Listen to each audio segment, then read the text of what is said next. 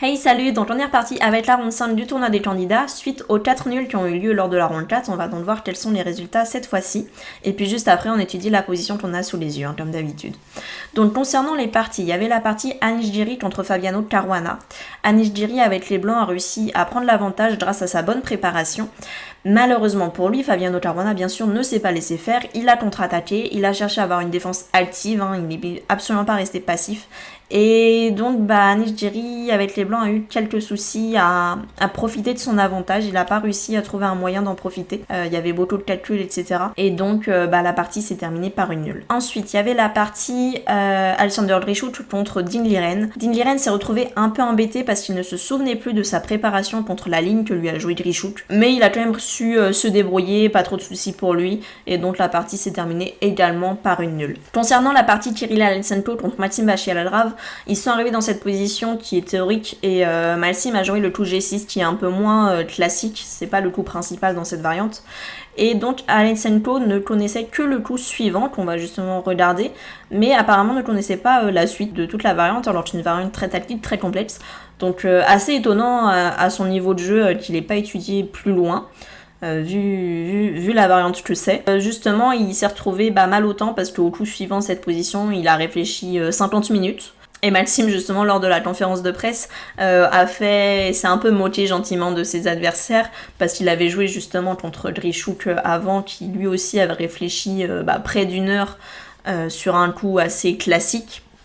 Et donc voilà, lors de la conférence de presse, il a dit qu'il faudrait qu'il demande aux arbitres de lui apporter des jeux de société dans sa salle de repos pour qu'il puisse s'occuper pendant que ses adversaires réfléchissent. Donc voilà, on voit que Maxime est en forme, donc il n'y a pas à s'inquiéter pour lui. Cette partie, c'est quand même signée par une nulle parce que Alexenko a réussi à gérer la position très tactique.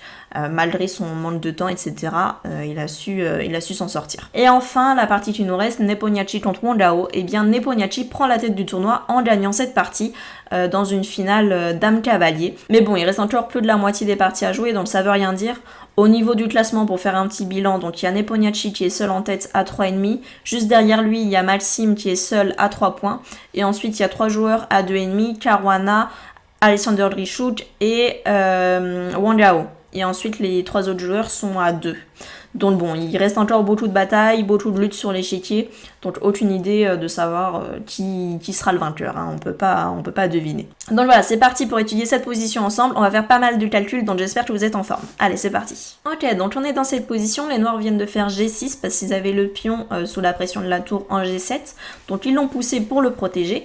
Et donc là, c'est très haut blanc. Mais avant de commencer déjà à proposer des coups, à regarder qu'est-ce qu'on peut faire, faut bien analyser la position.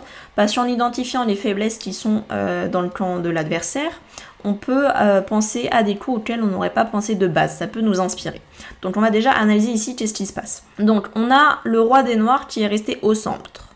Il n'est pas super faible parce qu'il y a des pièces qui sont autour de lui, il est quand même bien défendu, mais on remarque quand même un roi qui est resté au centre et qui a du mal à roquer, parce que s'il fait le petit rock, pareil, il va avoir une grosse attaque avec le pion H qui va arriver, donc le problème c'est que le roi ne peut pas vraiment roquer, donc il est presque obligé de rester au centre. Donc déjà on sait où il est, donc pour l'attaquer c'est plus simple.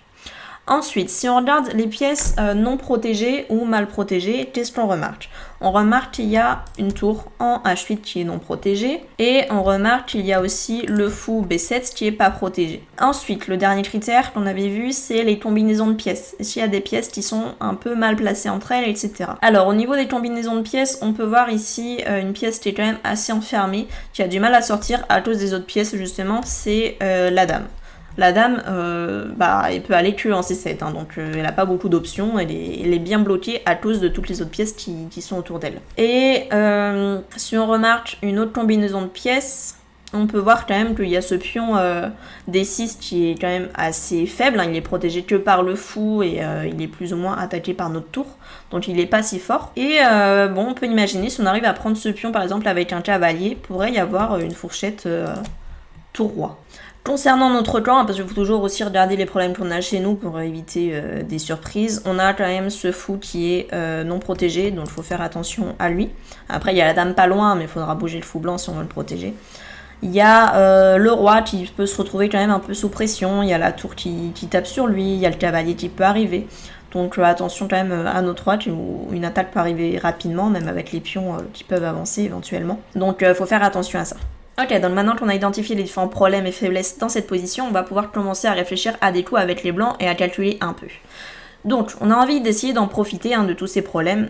Et on voit que du coup le roi a quand même un gros souci, il est au centre, il peut difficilement roquer, donc on aimerait bien attaquer ce centre et ouvrir les lignes pour en profiter. Donc là bien sûr du coup ce qu'il faut calculer c'est les différents sacrifices pour essayer d'embêter ce roi. Surtout que voilà, le pion F7, c'est vrai que là dans les pièces non protégées ou mal protégées on aurait pu en parler. Finalement, on regarde plus les pièces, mais même là chez les pions, il y a quelques soucis. On voit que ce pion F7 protège et E6 et G6, donc il est un peu surchargé, il fait un peu trop de choses à la fois. Donc c'est pour ça que là, les sacrifices commencent à être possibles pour dévier le pion et aller manger les autres pions. Donc cavalier prend E6 bien sûr serait très intéressant, sur pion prend, ferait tour prend et on peut avoir de l'attaque sur le roi. Le problème c'est que c'est quand même assez difficile de voir comment continuer l'attaque, les noirs ont quand même pas mal de défense donc c'est pas si clair. Par contre si on regarde tour prend G6 tout de suite on a l'impression que presque ça gagne en fait. Parce que ici, si les noirs reprennent, effectivement on a cavalier prend E6 et on attaque la dame qui apparemment ne peut pas s'enfuir. Donc voilà, j'enlève les couleurs et je vous pose justement ma question, c'est est-ce que vous jouez tour prend G6 tempo sans réfléchir plus, sans aller plus loin, parce que vous vous dites, si les noirs me prennent, je ferai cavalier prend E6 et je gagne la dame, et s'ils me prennent pas, j'ai gagné un pion. Ou est-ce que vous vous posez quand même un petit peu et vous vérifiez bien vos calculs, vous essayez d'aller un peu plus loin dans le calcul pour vérifier que les noirs n'ont pas de la contre-attaque. Donc voilà, ce que je vous demande de calculer tout d'abord, c'est sur tour prend G6, qu'est-ce qui se passe si les noirs vous reprennent? Est-ce que vous gagnez vraiment la dame ou est-ce que c'est un peu plus compliqué que ça et les noirs peuvent essayer de contre-attaquer? Donc voilà, donc mettez en pause la vidéo pour avoir le temps de réfléchir à cette position et calculer. Et puis nous on se retrouve tout de suite et je vais vous aider justement à calculer un peu plus loin si vous n'avez pas réussi vous tout seul de votre côté. Ok, donc si les noirs nous prennent, bien sûr, nous on va jouer cavalier E6 et on menace la dame. Et donc là vous devez chercher une défense pour les noirs et pas vous arrêter ici dans le calcul. Qu'est-ce qu'il y a comme menace plus forte ou égale que attaquer la dame? Soit les noirs peuvent essayer de nous menacer mat, mais bon, on avait vu que notre roi est quand même assez en sécurité, il n'y a pas de mat direct. Soit, ils peuvent essayer d'attaquer notre propre dame, effectivement. Donc, il y a le coup fou H4 à calculer. Parce que là, les blancs menacent de prendre la dame noire, mais les noirs menacent de prendre aussi la dame blanche. Et donc c'est là où ça devient compliqué le calcul. Effectivement, faut pas s'arrêter ici, parce que là si on commence à faire que des échanges, à la fin, nous, avec les blancs, on a une tour en moins. Parce qu'il faut pas oublier qu'on a sacrifié une tour, ça faut bien l'avoir en tête, on a sacrifié une tour, donc les échanges, ça nous intéresse pas. On veut au moins récupérer ce qu'on a donné, ou avoir des compensations. Donc sur H4 déjà, qu'est-ce qui se passe? Est-ce que on est obligé de partir dans tous les échanges, ou est-ce que tout simplement je peux faire par exemple F2 pour intercepter l'attaque sur ma dame, et comme ça, moi, j'attaque toujours sa dame qui est enfermée.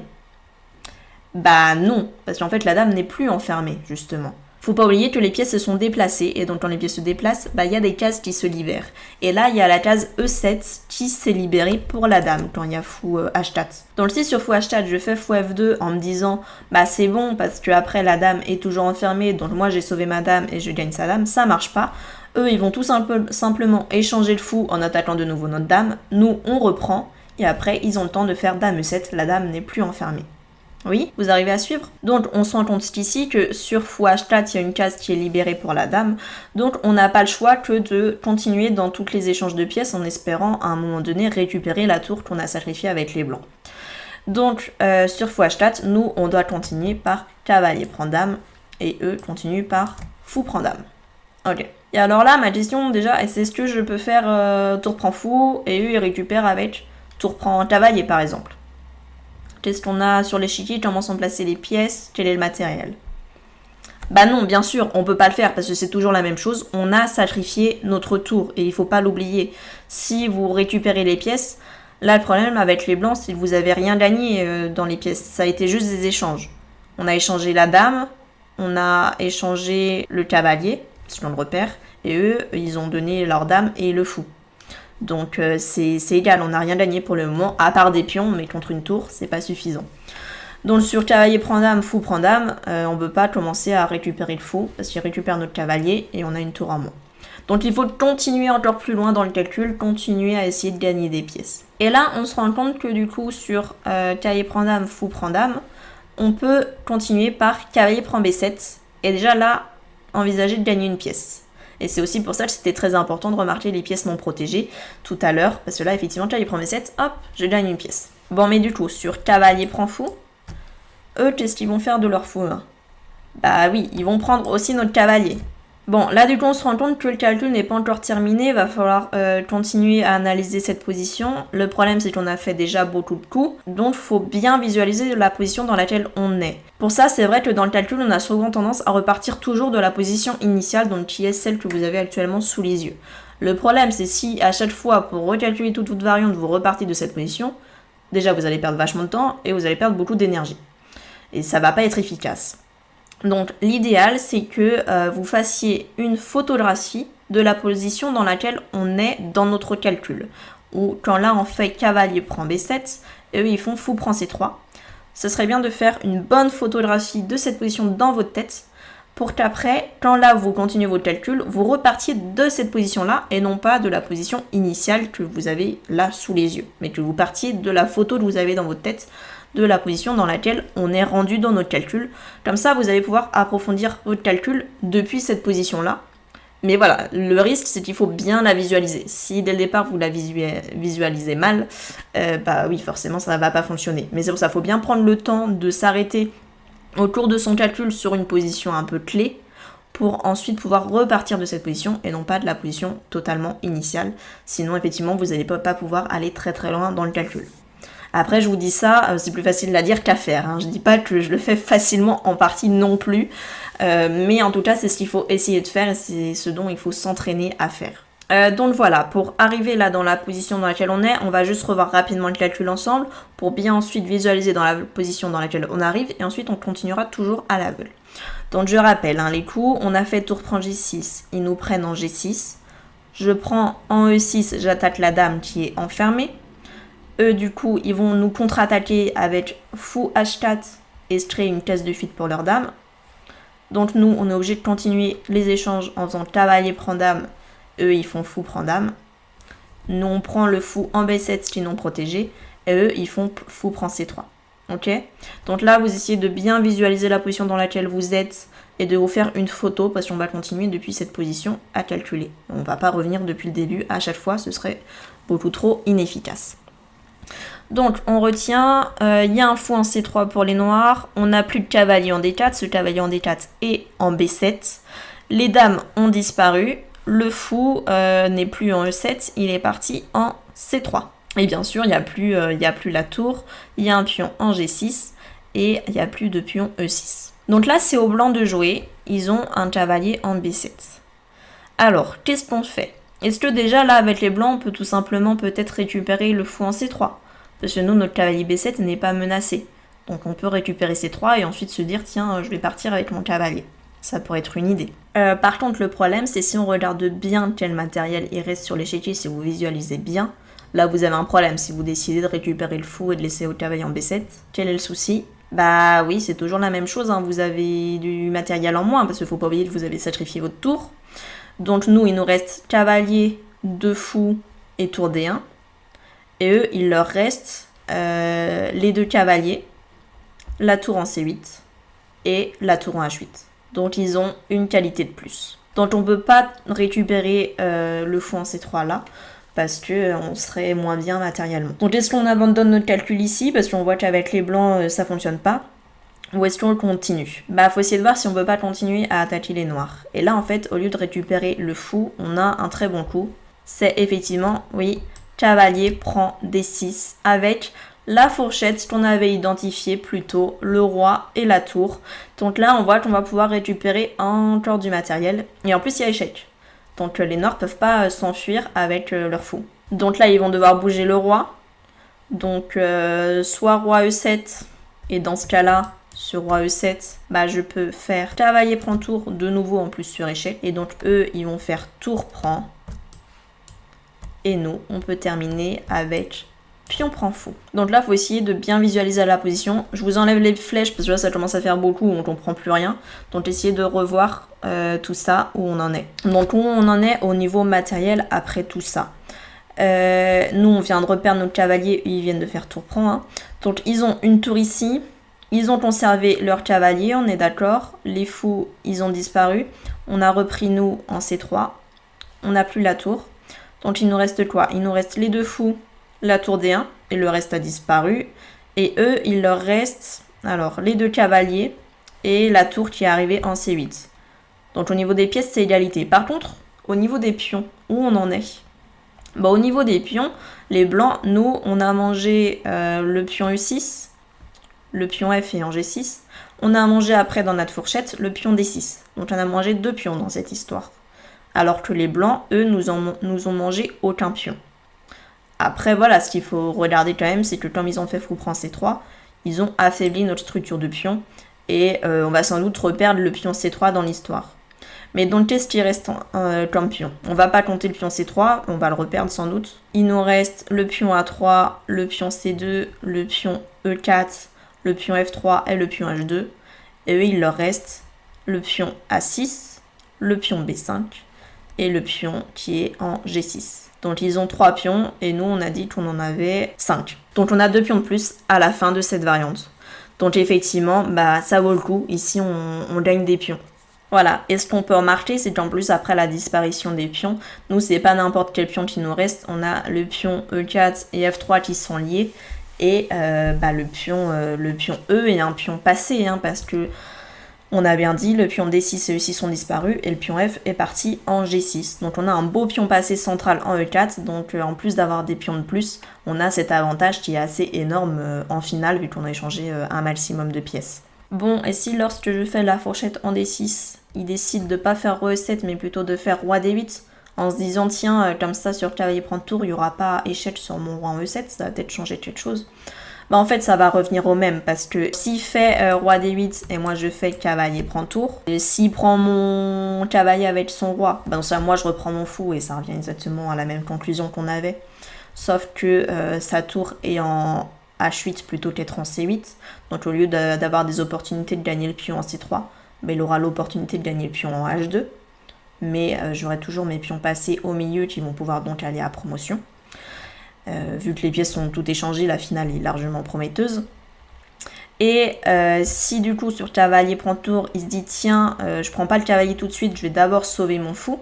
Bah déjà là ça commence à être problématique pour lui, parce qu'en fait ce qu'il faut voir c'est que nous, s'il sauve son fou, nous on peut faire cavalier prend B6 pour sauver notre cavalier et donc choper une pièce. Et en plus, ce qu'il faut remarquer, c'est que les noirs peuvent même pas nous reprendre avec le cavalier, parce que oui, il y a la tour en face du roi et donc ce cavalier est cloué. Donc là ça irait pas du tout, hein. Donc sur cavalier prend C8, ils sont obligés de nous prendre à tout prix. Donc c'est pour ça, le plus probable c'est qu'ils jouent avec roi E7 et qu'ils fassent tour prend C8 derrière. Mais donc comme on a dit, on se retrouve avec des pions de plus et pas n'importe lesquels, les pions centraux. Ok, donc j'espère que ça va. Effectivement, c'est du calcul assez loin, mais voilà, c'est des variantes assez forcées, donc il n'y a pas 36 000 variantes à calculer en même temps. Là, il n'y a qu'une seule grosse variante, donc ça simplifie quand même le calcul et ça permet de calculer un peu plus loin. Mais effectivement, il faut quand même de l'énergie. Donc là, on va revenir à la position initiale et on va regarder tout ce qui se passe en bougeant les pièces. D'accord, donc on a dit tour prend G6. Ici, si les noirs prennent, on prend un E6, croyant gagner la dame, mais on ne gagne pas la dame. En tout cas, pas tout de suite, parce qu'il y a fou H4.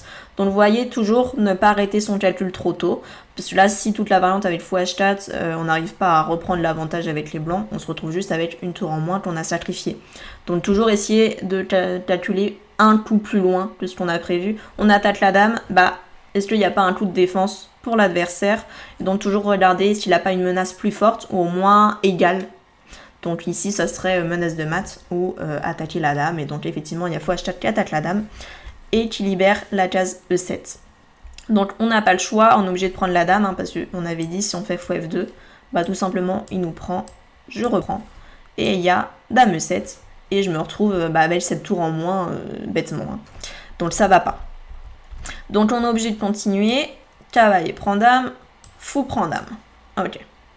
Donc là de nouveau on avait dit on peut pas décider là d'échanger les pièces parce qu'on a toujours une tour en moins. Donc si on prend là ça va pas parce que on se retrouve toujours avec la tour en moins. Donc pas acceptable. Donc on doit continuer. Cavalier prend B7. On gagne une pièce. D'accord, le fou B7 n'était pas protégé donc ça c'est bien. Mais eux, ils peuvent sauver leur fou en gagnant une pièce aussi. Fou prend C3. Donc là, c'est toujours la même chose. On peut pas récupérer le fou là maintenant parce que on aurait tout simplement une qualité en moins. Donc on doit continuer et essayer de voir est-ce qu'on peut pas continuer à faire des menaces. Et effectivement, on a cavalier prend D6 avec la fourchette qu'on avait identifiée. Et donc là, fourchette, il y a échec, il est obligé de bouger son roi. Imaginons roi E7, on a vu cavalier prend tour, tour prend et pion prend fou. Et là maintenant on se retrouve à égalité matérielle, mais égalité matérielle au niveau des pièces, par contre on a des pions de plus, en particulier on a ce pion E4 qui est en plus passé, donc très très fort pour la finale, donc là c'est largement avantageux pour les blancs, en plus on a la paire de fous qui est souvent bien mieux en finale dans les positions comme ça ouvertes. Donc voilà, donc là on aurait largement l'avantage, et voilà, s'ils avaient fait, on avait parlé de roi D8, pour essayer de ne pas avoir d'échec lors de cavalier prend C8 et avoir plus d'options de coup. Là le problème c'est que s'ils nous prennent, ça revient exactement au même, comme ça. La tour va pouvoir prendre H2, mais on a toujours des pions de plus et le pion E4 qui est très fort au centre, donc ça n'irait pas. Et donc s'ils décident d'échapper avec leur fou, imaginons, je sais pas, par exemple en G7, là ça va pas parce que je peux tout simplement faire cavalier prend B6 qui est protégé par mon fou et qui en plus n'est même pas mangeable parce qu'il y a le cavalier D7 qui est cloué. Donc là j'ai beaucoup trop de pièces en plus, donc pas possible. Donc ici voilà, les noirs feraient sans doute roi E7, mais sur cavalier prend, tour prend, pion prend, on voit qu'on a une finale archi gagnante. Donc tout ça pour arriver à la conclusion que au départ, tour prend G6, les noirs peuvent effectivement pas nous prendre, parce que sinon, il y a toute cette variante qui nous permet d'arriver dans une finale gagnante. Mais pas de gagner la dame comme on pourrait le croire au départ. Donc c'est ce qui a été joué dans la partie, tour prend G6, mais effectivement là après ça c'est compliqué, on va pas étudier parce que c'est vraiment compliqué.